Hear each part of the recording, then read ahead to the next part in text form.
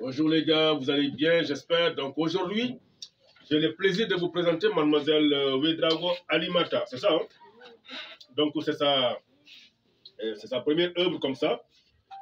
On l'a quand même aidée parce qu'elle vient juste de faire 4 mois ici, juste 4 mois. On l'a aidée, on l'a montré le chemin, elle a tracé, on l'a aidé à réaliser cet ensemble. Mais ce qui est plus important, c'est qu'elle a pris part à ce travail. Elle connaît le chemin maintenant. Je vous ai dit que c'est comme ça que nous procédons. On les montre le chemin, mais avec la volonté, petit à petit, en essayant, elles vont y arriver, quoi. Donc, c'est sa première réalisation. Bien sûr, tu peux tourner un peu. Avec l'aide de ses collègues, bien sûr. Bon, juste vous présenter ça, parce que quand même, en 4 mois, elle vient juste de faire 4 mois ici. Merci, bravo, mademoiselle. Donc, les gars, aujourd'hui, je voudrais quand même parler un tout petit peu de la situation de certains ateliers. Actuellement, cette période-là, c'est quand même une période assez difficile pour pas mal d'ateliers. Parce qu'après les fêtes de fin d'année, fin janvier, début février, c'est un peu compliqué. L'argent ne circule pas assez. Évidemment, les gens ont fêté, donc ils n'ont pas l'argent. Donc souvent, dans les ateliers où le personnel est payé par jour, parce qu'il y en a, je ne sais pas ailleurs, mais en tout cas à Ouagadougou, il y a des ateliers où le personnel est payé par jour. Bon, les couturiers qui viennent souvent et que le patron ne leur donne pas du travail, ils ont tendance à se fâcher, en croyant peut-être que le patron bloque le travail. Ce n'est pas le cas, les enfants, non. Ce n'est pas ça. C'est parce que le patron même se cherche actuellement. Et donc, ça crée souvent des petites confusions parce que moi-même, j'ai fait les mêmes erreurs. L'objectif de mes vidéos, c'est d'aider la nouvelle génération à ne pas faire les erreurs que moi j'ai fait. Parce que des erreurs, j'en ai fait un bagage, je te dis, dans ce boulot-là. Donc, actuellement, il y a même pas mal de jeunes couturiers, souvent même boudent, ou bien laissés aller chercher ailleurs, en croyant que peut-être le patron bloque l'argent, comme je l'ai dit tantôt. Mais ce n'est pas le cas. Ce n'est pas le cas, parce que si le patron donne du travail, il est évident que le soir, il faut qu'il te paye. Mais s'il n'a pas l'argent, il fait comment? Donc, c'est ça qui fait que souvent, on voit des jeunes qui partent d'atelier en atelier, ils ne sont pas patients en réalité, ils ne sont pas patients. Mais moi, je dirais plutôt à ces patrons d'atelier, ces managers, que ce n'est pas grave. C'est une bonne occasion, souvent, de redéfinir les choses, savoir qui est patient, qui n'est pas patient. Quels sont les employés? Qui sont les employés qui sont prêts à l'accompagner le plus loin possible? Ou bien qui sont les employés qui sont patients et avec qui il peut collaborer? Parce que si en réalité, dès que la personne vient et qu'il n'y a pas de boulot, il sait que le soir il n'aura pas de l'argent et il se fâche, il fait la gueule avec toi, c'est que lui, c'est pas évident. Le jour que ça va chauffer, il ne reste pas là. Il ne resterait pas chez toi. Ça, c'est clair, quoi. Parce qu'il ne voit que ses intérêts. Évidemment, chacun de nous privilégie ses intérêts. Mais il y a quand même parmi les employés d'autres qui sont prêts à tenir et t'accompagner jusqu'à ce que les choses redeviennent comme avant. Mais moi, ce que je voulais dire aussi aux patrons d'atelier, c'est une période comme ça qui te permet de produire des prêt-à-porter. Parce que c'est possible. Actuellement, même s'il y a du travail, il y a moins d'argent. Parce que les gens, le peu qu'ils avaient, ils ont fait avec.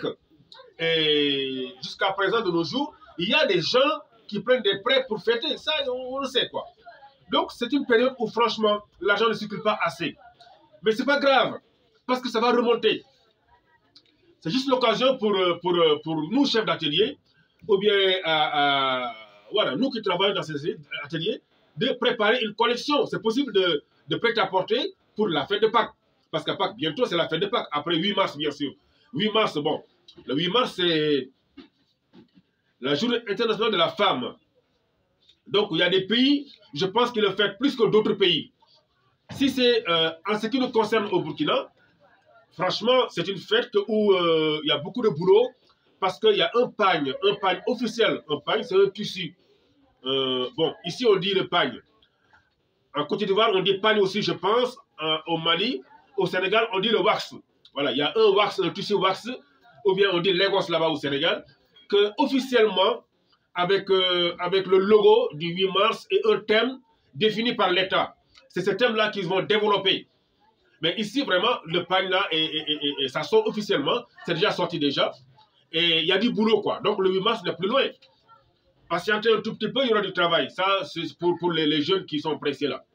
Mais encore une fois, c'est une période aussi pour redéfinir les choses, savoir qui est qui, avec qui, sur qui je dois compter. Et même préparer une collection de prêt-à-porter. Après 8 mars, il y a la fête de Pâques. Il faut le préparer. Quelques douzaines de prêt-à-porter. Après Pâques, il y a Ramadan. Après Ramadan, il y a Tabaski. Bon, les fêtes ne finissent pas en réalité.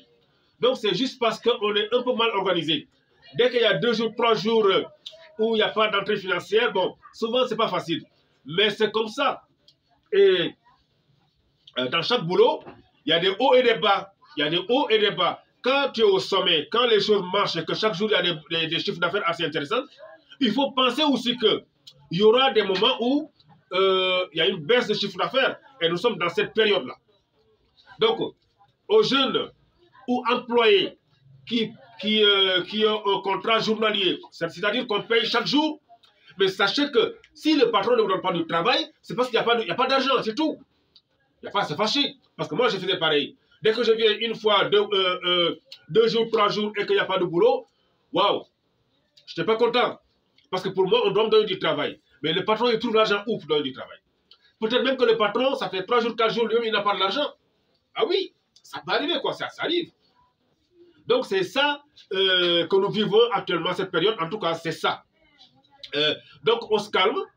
Le patron peut sortir les morceaux parce que dans chaque atelier, il y a beaucoup de morceaux pour ne pas perdre le temps. Parce que souvent aussi, il y a des gens, dès qu'il n'y a pas de boulot ou bien dès qu'il n'y a pas d'entrée financière, ils s'assoient tranquillement devant la porte et prennent du thé ou bien écouter la musique, faire autre chose. Mais tu es en train de perdre du temps. Et le temps, c'est de l'argent. Ne perds pas de temps. N'oublie pas qu'il y a des charges fixes. Il y a des charges fixes. Il y a des dépenses inévitables. Il y a des dépenses qu'il pleut, qu'il neige, tu dois dépenser ça. Donc, le temps que tu perds en s'asseyant parce que, soi-disant, il n'y a pas de boulot, non, il y a du boulot. Tu peux chercher des morceaux de gauche à droite comme ça. Ah non, il y a plein de morceaux dans les ateliers. Des morceaux, des chutes de morceaux, des restants de tissu. Si tu es vraiment imaginatif, si tu as une sorte de sens de créativité, avec peu de choses, tu peux créer des prêts-à-porter que tu peux vendre, même si c'est à moindre coût. Bon, au moins, tu n'as pas perdu la journée. Et ça, c'est très important de le savoir, quoi. Donc, nous vivons cette période-là actuellement. Donc, c'est ce que j'avais à dire comme communication ce matin. Je vous souhaite une très très bonne journée. Depuis Ouagadougou, la capitale du cinéma africain, en effet, dans peu de temps, ce sera le FESPACO. Le FESPACO, c'est le festival international. C'est ça, hein? C'est ça, FESPACO, c'est quoi, Isa? Festival panafricain du cinéma de Ouagadougou, c'est ça, voilà. Donc, ce sera une semaine folle de cinéma. Où le meilleur de ce que nous avons en matière de production cinématographique sera projeté, sera célébré, des colloques, des réunions et il y aura une rue marchande, c'est bien ça, hein? Et il y aura plein d'étrangers, donc pour les festivaliers, nous vous souhaitons la bienvenue à Ouagadougou. Allez, prenez bien soin de vous.